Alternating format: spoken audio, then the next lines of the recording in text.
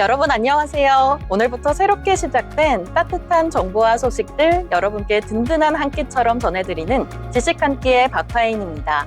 모두 식사는 하셨을까요? 누군가에겐 평범한 한 끼지만 또 다른 누군가에겐 하루를 버텨낼 유일한 이유일 수 있습니다. 오늘은 김효빈 아나운서, 임나연 아나운서와 함께합니다. 안녕하세요. 네, 안녕하세요. 네, 한국인은 역시 밥심이라는 이야기가 있죠. 두 분은 오늘 식사하시고 오셨나요? 네, 저는 배가 너무 고픕니다. 오늘 지금요? 식사는 네. 못하고 왔습니다. 식사 못하고 오셨어요? 네. 효빈 아나운서는 하고 오셨나요? 저도 시간이 애매해서 못 먹었고 네. 대신 저녁에 맛있는 걸 먹어야겠다 이렇게 생각을 하고 있습니다. 지금 4시인데 왜 다 식사를 안 하시고 오시는 거죠? 저는 직접 유청 분리기에 이렇게 분리해서 만든 그릭 요거트 야무지게 먹고 왔습니다. 그래도 저희가 오늘 또 이렇게 다른 의미에서 한 끼도 준비해봤잖아요. 네, 그럼 첫 번째 코너로 여러분의 마음까지 따뜻하게 채워드릴 한 끼 소식 시작해 보겠습니다. 오늘은 무료급식소에 대해 이야기해 볼 텐데요. 삶을 바꾸는 시작점인 아침 한 끼를 제공하고 있는 무료급식소에 대한 이야기입니다. 급식하니까 저는 또 학창 시절이 떠오르더라고요. 모두 다 급식 다들 드셔보셨을 것 같은데 급식 중에서 그러면 최애 메뉴 같은 거 있었나요? 네, 제 최애 메뉴는요, 떡꼬치였습니다. 떡꼬치요? 네. 떡꼬치 좋아하시나요? 좋아하죠. 네, 항상 그 떡꼬치가 나올 때를 기다리면서 왜 이렇게 메뉴 급식표를 항상 봤습니다. 효빈 아나운서는요? 저 같은 경우에는 매주 수요일에 좀 특식이 나왔거든요. 그래서 뭐 파스타나 이런 양식 같은 게 나왔는데 모두들 굉장히 그날을 고대하고 좋아했던 기억이 납니다. 네, 저는 되게 간단하긴 한데 소세지 볶음 이런 거 굉장히 좋아했습니다. 그렇죠, 많이 먹었죠. 네, 그리고 또 주말에 이제 고3 때는 자율학습 같은 걸 나갔었어요. 네, 그때 점심 때 먹었던 유독 맛있게 나왔거든요. 그때가. 그래서 잔치국수, 카레 이런 게 나왔어가지고 그때 기억이 좀 솔솔 나는 것 같습니다. 그런데 이곳은 아침을 또 제공해준다고 해요. 효빈 아나운서가 좀 자세하게 설명해 주시죠. 네, 이것은 서울 은평구 가련동의 무료급식소 아침의 만나입니다. 아침의 만나는 아침에 만나는 사랑이라는 의미를 담고 있는데요. 이곳은 그냥 식사만 제공하는 곳이 아니라 마음까지 따뜻하게 채워주는 공간이라고 합니다. 네, 이름만 들어도 정말 힐링이 되는데요. 어떤지 더 자세히 궁금합니다. 네, 여기는 우리가 흔하게 알고 있는 무료급식소랑은 좀 많이 다른데요. 이곳은 마치 예쁜 카페처럼 꾸며져 있습니다. 자리에 앉아서 정성스레 준비된 밥과 반찬을 편하게 먹을 수 있게 되어 있는데요. 봉사자분들이 음식을 담은 식판을 직접 테이블로 가져다 주면서 이용자분들의 존엄성을 지키기 위한 배려까지 한다고 합니다. 네, 직접 가져다 준다는 것 자체가 존엄성을 지키고 존중받는 느낌이 들 것 같은데요. 이런 음식이 정말 좋은 경험이 될 것 같습니다. 네, 이렇게 아침의 만나처럼 따뜻한 공간에서 식사를 한다는 게 어떤 기분일지 조금 상상해 보게 되더라고요. 모두 각자만의 이 밥을 먹을 때 편안하게 생각하는 공간이 있을 것 같은데 효빈 아나운서는 그런 공간 특별하게 있을까요? 저 같은 경우는 이제 또 날씨가 저희가 요즘 이제 너무 덥거나 너무 춥거나 이렇게 좀 그런 경우가 많기 맞아요. 때문에 네, 이제 더운 날에는 좀 이제 시원한 공간에서 식사를 하고 많이 추운 날에는 이제 따뜻한 공간에서 밥을 먹어야 좀 소화도 잘 되고 편안하게 식사를 할 수 있지 않나 생각합니다. 나연 아나운서는요? 네, 저는 밥을 먹을 때 휴식을 받는다는 느낌을 굉장히 중요하게 여기는데요. 그래서 저는 집 앞에, 집 안에서 TV를 보면서 거실 탁자 위에서 먹는 걸 정말 선호합니다. 저는 밖에서 먹는다면 이제 혼밥할 때 이럴 때는 깔끔한 공간 그냥 좋아하고요. 근데 또 제가 예쁜 카페를 굉장히 좋아해요. 근데 이곳이 좀 카페같이 돼 있다고 아까 말씀해 주셨는데 네, 맞아요. 그래서 뭔가 더 가보고 싶은 그런 느낌이 들었던 것 같습니다. 그런데 이제 이곳이 아침 급식이다 보니까 이걸 준비하시는 분들은 굉장히 일찍부터 나오셔야 할 것 같아요. 네, 맞습니다. 여기 봉사자분들은 새벽 6시 반부터 약 200인분의 아침을 정성껏 준비한다고 합니다.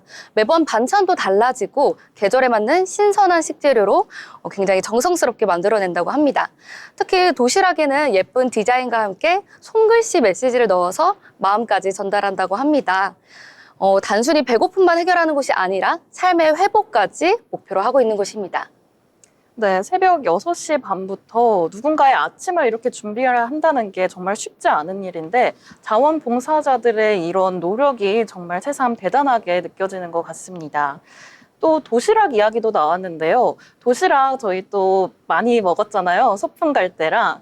도시락에 관련된 뭐 에피소드나 이런 최애 반찬 있을까요? 네, 제 최애 반찬은요. 항상 그 소풍을 갈 때마다 어머니께서 싸주신 반찬이 있는데요. 바로 누드김밥입니다. 혹시 누드김밥을 혹시 드셔보셨나요? 그럼요. 네. 너무 네. 맛있죠. 전 누드김밥 안에 계란이 송송송 들어가 있는 그 김밥을 제일 선호하는데요. 이렇게 계속 듣다 보니까 계속 배가 고파지고 있습니다. 네. 맞아요. 계속 배고파지는데 효빈 아나운서 있나요? 네, 저는 이제 소풍을 가거나 도시락을 쌀 때 엄마가 항상 유부초밥이나 아니면 뭐 참치 샌드위치를 만들어 주셨거든요. 근데 그게 너무 맛있어서 제가 가져가면은 친구들한테 다 뺏겨서 먹기 힘들 정도로 굉장히 맛있었던 기억이 납니다.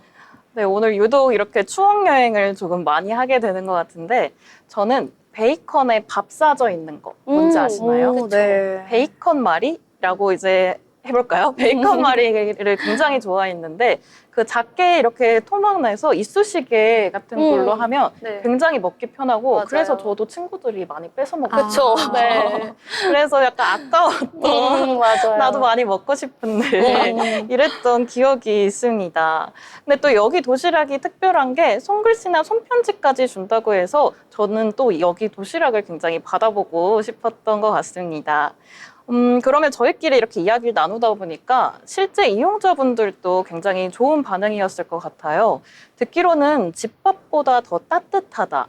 이곳이 진짜 식당 같다. 이렇게 말하시는 분들도 많다고 들었는데요. 거의 다 이렇게 긍정적인 반응일 것 같아요. 네, 맞습니다. 이용자들의 반응이 굉장히 인상적인데요. 여기서 식사를 하면 혼자가 아닌 느낌을 받는다. 사람답게 대해주는 유일한 공간이다. 이런 말들을 하면서 굉장히 감동적인 반응들을 전하고 있습니다. 식사뿐만 아니라 정서적인 위로까지 받고 있다고 하네요. 네, 정서적 위로까지 받는 공간이어서 그래서인지 뭔가 조금 더 따뜻하게 느껴지는 것 같습니다. 또 들어보니까 건물 자체에 이 외에도 다양한 공간들이 있다고요. 네, 맞습니다. 이 건물은 시민 후원으로 이제 리모델링된 건물인데요. 1층은 무료 급식소, 그리고 2층은 누구나 이용할 수 있는 북카페, 3층은 이제 상담 공간으로 운영되고 있습니다. 식사 후에는 책을 읽거나 상담을 받고 때로는 봉사자와 대화를 나누며 심리적 회복까지 할 수 있는 공간입니다. 단순한 급식소를 넘어서 복합적인 회복의 장으로 만들어진 곳입니다. 네, 1층은 급식소, 2층은 북카페, 3층 상담 공간까지 이렇게 다양하게 층별로 이루어져 있어서 더 즐기기 좋을 것 같습니다. 그런데 서울 은평구가 아니어도 다른 지역에서도 이런 비슷한 움직임이 있다고 들었어요. 네, 맞습니다. 이번에는 이제 다른 지역으로 한번 넘어가 보겠습니다.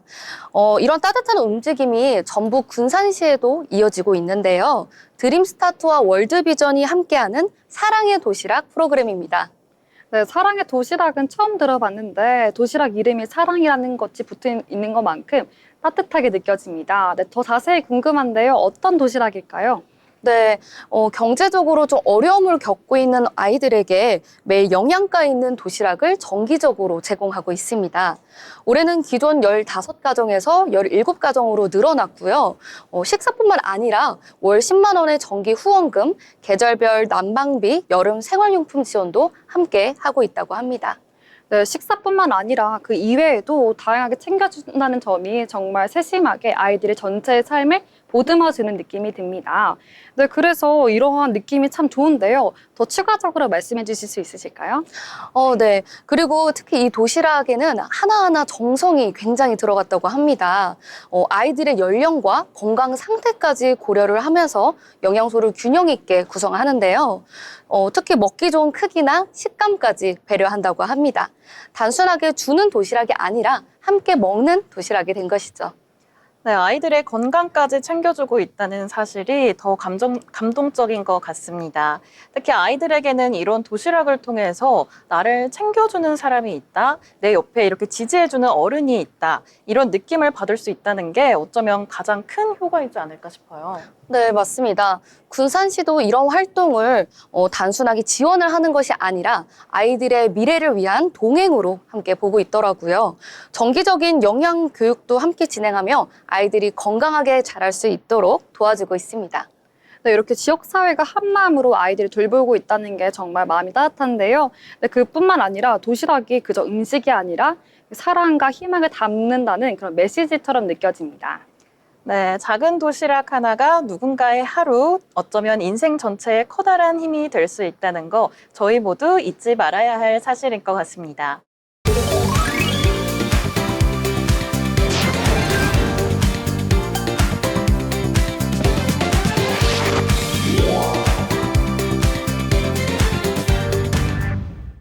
네, 이어서 두 번째 코너 시작해 보겠습니다. 한 주의 트렌드, 문화, 생활 정보를 전해드리는 지식 한 끼 시간입니다. 이번에도 한 끼라는 이름이 들어간 코너명인데요. 오늘 첫 방이니까 저희 아나운서들끼리 한 끼, 자신의 약간 최애 음식들 한번 이야기해 볼까요?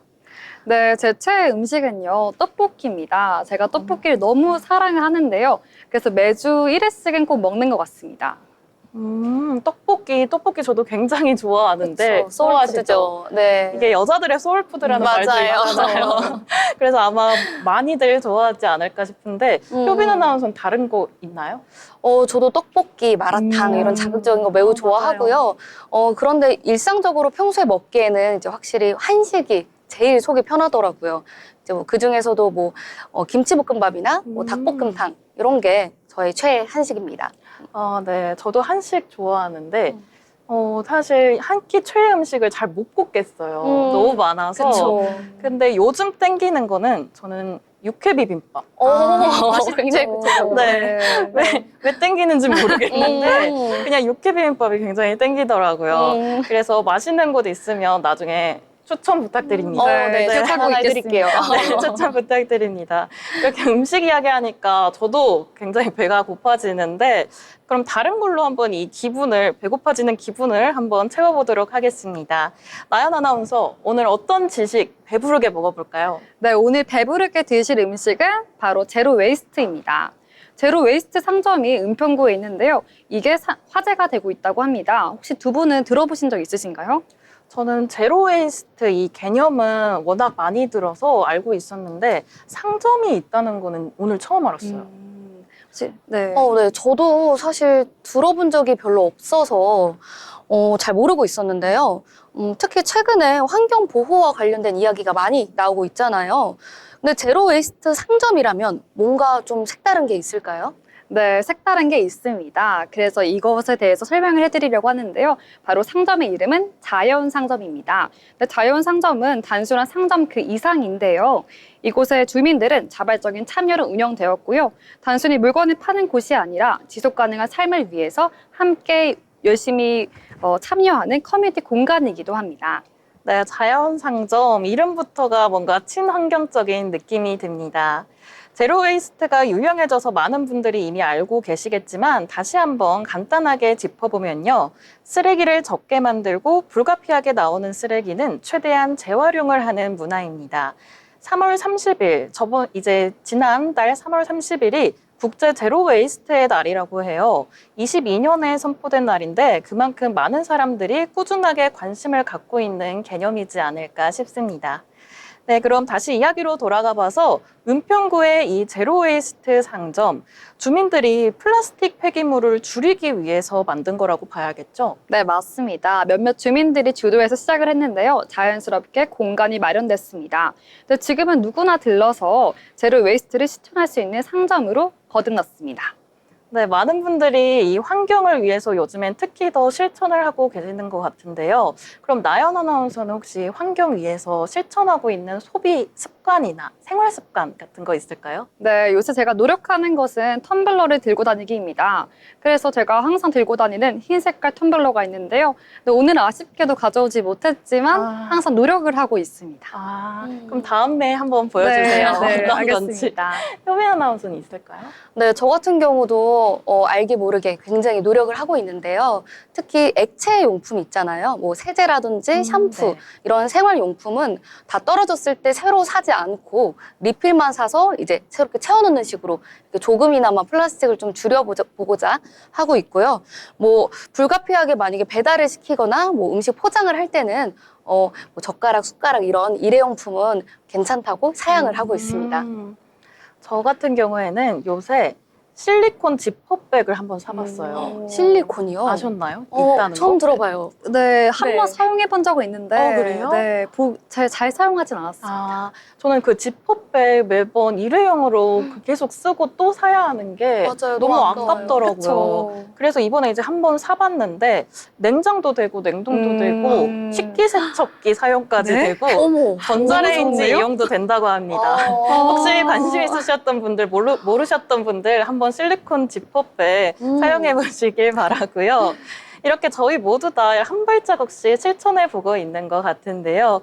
그래서 이제 이 상점은 어떻게 운영되고 있는지 더 궁금해져요. 네, 이 상점의 핵심을 말씀드리려고 하는데요. 바로 리필 스테이션입니다. 두 분 아나운서님께서 벌써 말씀해 주셨는데 리필로 계속 사용하는 그러한 게 가장 큰 핵심인데요. 네, 샴푸, 그리고 세제, 주방 세제와 같은 생활 필수품을 원하는 만큼 덜어가는 방식으로 운영된다고 합니다. 네, 플라스틱 용기를 아예 쓰지 않는다고 합니다. 네, 플라스틱이 요즘 너무 많이 나와서 저도 이게 참 문제라고 생각이 드는데, 그런데 이제 그런 면에서 플라스틱 포장 없이 이렇게 필요한 만큼 덜어갈 수 있다는 게 저도 꼭 한번 경험을 해보고 싶네요. 네. 네. 플라스틱 용기를 아예 사용하지 않는다는 게 굉장히 좀 인상적인데요. 그렇다면 개인 용기를 들고 와야 리필을 받을 수 있겠네요. 네, 맞습니다. 직접 병과 그다음에 용기 같은 거 가져와서요. 그다음에 필요한 양만큼 리필해 가는 방식입니다. 네, 처음에는 어색하다는 분들도 많으셨지만 점점 익숙해지면서 정기적으로 찾는 단골 손님들이 많다고 해요. 네, 그리고 이 상점에서는 천연 세제, 그리고 고체 치약, 그리고 밀랍 랩 등 친환경 제품만을 판매하고 있는데요. 이 중 고체 치약이 특히 인기라고 합니다. 네, 알약처럼 생긴 작은 치약을 씹고 양치하는 방식이라고 하는데요. 이 두 분은 이걸 써보신 적이 있으실까요? 저는 없어요. 저는 그래서 이 알약이라고 하셔서 써보고 싶더라고요. 이게 무슨 느낌일지, 양치하는 기분이 들지, 약간 이것도 궁금한 것 같아요. 맞아요. 저 같은 경우도 확실히 고체 치약을 처음 들어봐서 가장 궁금한 것 같아요. 그리고 이제 플라스틱 튜브로 된 거를 버릴 필요가 없으니까 이제 쓰레기도 굉장히 줄일 수 있잖아요. 고체 치약 꼭 한번 써봐야겠습니다. 네, 고체 치약뿐만 아니라 쓰레기를 줄일 수 있는 코너가 있다고 하는데요. 그 코너까지 말씀드리겠습니다. 네, 다른 가게에서는 포장 없는 채소 판매대가 유명한데요. 이 코너는요, 비닐 대신 재사용 가능한 천 주머니에 담아서 가져가는 방식입니다. 이 방식 덕분에 주말마다 이곳을 찾는 가족 단위의 방문객이 늘어났다고 합니다. 네, 아이들의 환경 교육에도 도움이 되고 있다고 하네요. 네, 사실 아직 제대로 실천해보지 않은 분들에게는 이러한 것들이 조금 어색하게 느껴질 수도 있을 것 같은데요. 주민들의 반응은 어떤가요? 네, 어색하다는 반응은 처음에 있었지만 환경을 위해 필요한 일이라며 적극적으로 참여를 하고 있다고 합니다. 네, 그리고 은평구의 또 하나 큰 특징에 대해서도 말씀을 드리려고 해요. 바로 재사용 마켓입니다. 네, 다 쓰지 않은 생활용품이나 그리고 의류, 책 등을 마을 주민들끼리 자유롭게 교환하거나 기부할 수 있는 문화인데요.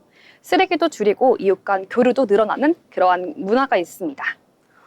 네. 이런 시스템이 여러 동네에 확산되면 좀 더 이제 적극적으로 활동할 수 있을 것 같아요. 혼자보다는 여럿이 하면 이제 더 에너지가 커지니까. 맞아요. 네. 네, 맞습니다. 그래서 여럿이서 할 수 있는 그런 문화를 형성하는 것이 이 가게의 핵심이기도 하는데요. 그래서 공동체 허브라는 그런 문화를 만들어가고 있다고 합니다. 그래서 매주 토요일 제로 웨이스트 실천 모임이 열리는데요. 아이부터 어르신까지 함께 모여서 생활 속 실천을 나누고 그다음 서로의 경험을 공유할 수 있는 시간이 된다고 합니다. 네, 이것도 공간이 되게 다양하게 쓰이고 있는 것 같습니다. 상점에서 쇼핑하는 것 이외에도 함께 교류할 수 있다는 게 이 사람들을 더 끌어모으는 비법일 것 같기도 해요. 네, 맞습니다. 한 마을의 주민 인터뷰에서는요, 여기 오면 그냥 장 보는 게 아니라 나의 생활을 돌아보게 된다고 말씀하셨습니다. 네, 오늘 이야기 이렇게 들으니까 우리 동네에도 이런 곳이 꼭 생겼으면 좋겠다 이런 생각이 드는데요. 어떠세요? 동네 생기면 잘 가실 것 같나요?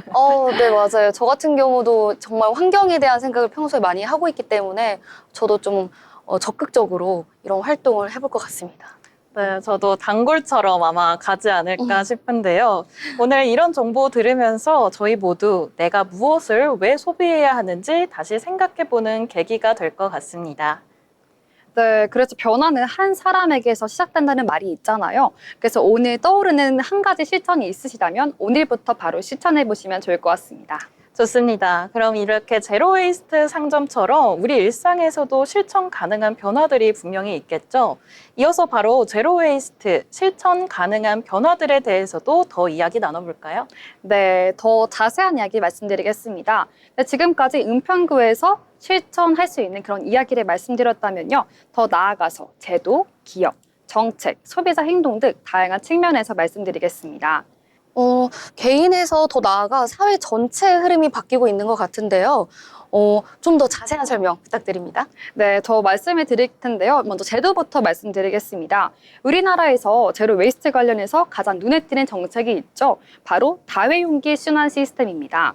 이 시스템은 서울, 울산 등 시범 사업을 하기도 했었는데요. 그중 울산은 작년 2024년에 이 서비스를 시범 운영했습니다. 다회용기 순환 서비스는요, 일회용 폐기물 절감을 위해 다회용기 대여부터 회수, 세척, 그리고 재공급까지 다회용기 생애 주기 전반에 다루는 그러한 정책이라고 볼 수 있습니다.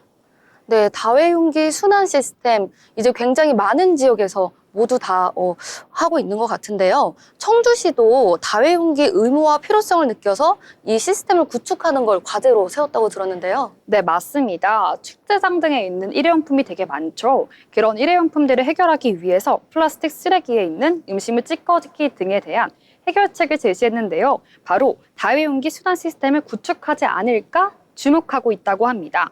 그래서 올해 3월부터 가동되는 다회용기 공공세척센터를 적극 활용해 볼 예정이라고 합니다.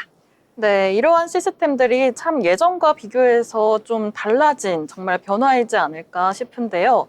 사례로 환경을 위한 습관인 해피 헤빗이라는 것도 있다고 들었어요. 네, 해피 헤빗은 다회용기 순환 시스템인데요. 두 분은 해피 헤빗을 들어보신 적이 있으신가요? 저는 이번에 처음 들었습니다. 저도 처음 들어봤습니다. 네, 처음 들어보셨다면요. 제가 더 구체적으로 말씀을 드리겠습니다. 네, 다회용기 순환 시스템인 해피 헤빗은요. 일회용 컵을 다회용 컵으로 대체해서 환경을 보호하는 ICT 기반 시스템입니다. 네, 서울, 인천, 제주 등에서 운영되고 있고요. 다회용기 사용과 그리고 지역 일자리 창출 등 긍정적인 효과를 불러일으키고 있습니다. 네, 근데 이런 다회용기 시스템이 특히 대학가에서 더 잘 적용이 되고 있다고 하는데 사실인가요? 네, 맞습니다. 이것에 대해서도 더 자세히 말씀드리겠습니다. 네, 쿠팡이츠, 그리고 배달의 민족, 땡큐 등 그리고 주요 플랫폼들이 있죠. 여기에서도 다회용기 선택 메뉴를 신설했고요. 앱을 통해서 반납 위치까지 안내해 준다고 합니다. 네, 2025년 기준 서울에서만 하루 약 700만 개의 일회용 배달 용기가 소비되고 있다고 해요. 이 중 30%만 다회용기로 변환한다고 해도 연간 약 7억 개의 쓰레기가 줄어든다고 합니다. 네, 서울에서만 이렇게 700만 개가 나온다는 게 생각보다 너무 높아서 조금 놀랐는데요. 이 정도면 정책이 진짜 생길만 할 것 같아요. 네, 그래서 법제도 측면에서도 말씀을 드리려고 합니다. 네, 환경부는요, 2024년 12월부터 전국 공공기관 구내식당에서 일회용 플라스틱을 전면 금지했습니다. 또 2025년부터는요, 매출 5억 원 이상의 카페, 식당도 다회용기 사용을 의무화했습니다. 네, 처음에는 이제 카페와 식당 같은 곳에서 조금 불편하다, 이렇게 좀 불편한 얘기도 좀 들었던 것 같은데요. 이제는 그게 좀 당연시 되면서 오히려 긍정적인 반응이 훨씬 많은 것 같아요. 네, 맞습니다. 그 이유가 제가 보기에는 교육과 보상이라는 두 가지가 함께 이루어졌기 때문이라고 볼 수 있는데요. 네, 각 지자체는요, 음식점 대상 교육 프로그램을 운영하고 있고요. 후기 작성이나 그리고 실천 횟수에 따라서 다양한 인센티브를 주고 있다고 합니다.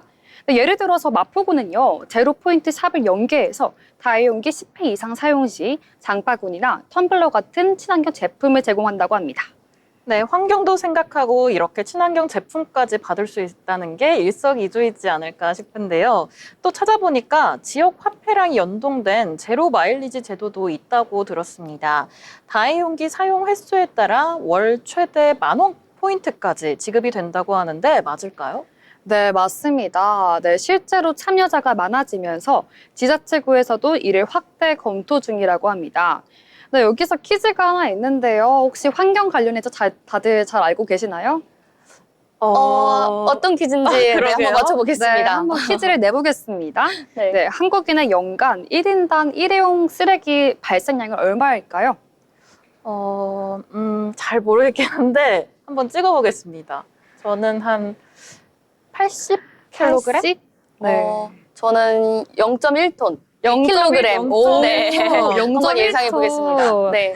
네, 그렇다면은 정답은 132kg입니다. 오, 130. 맞네요. 굉장히 많죠. 네, 제 예상보다도 그럼 한 40kg이 많은 거네요. 네, 맞습니다. 네, 세상 약간 돌아보게 되는데요.